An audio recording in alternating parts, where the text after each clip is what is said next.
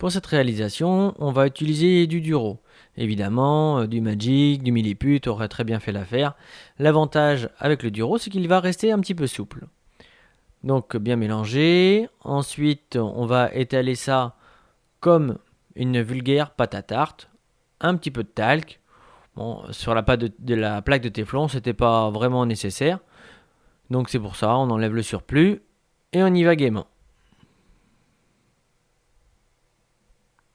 Ensuite, il suffit simplement de découper la forme du drapeau,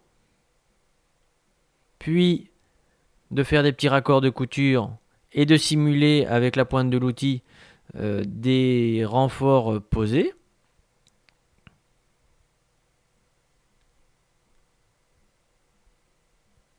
Puis va venir ensuite tout l'intérêt de cette méthode. Alors, vous voyez, le drapeau est souple, on a la forme de base.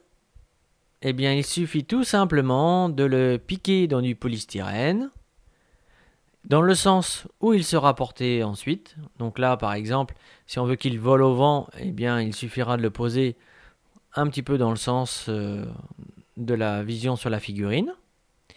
Et à l'aide de pics à brochette ou de cure-dents, on va pouvoir le mettre en place pour qu'il sèche, comme s'il volait, comme s'il était projeté, etc. Alors, on fait ça de façon très sommaire. Évidemment, il faudra soigner ce mouvement de façon très précise par rapport à votre réalisation. Il n'y a plus qu'à attendre que ça sèche ou à forcer le séchage avec une lampe. Alors avant qu'il durcisse, on va appliquer une autre technique, un autre sens avec la même technique, comme si l'étendard tombait. Une fois sec, on démonte et voilà.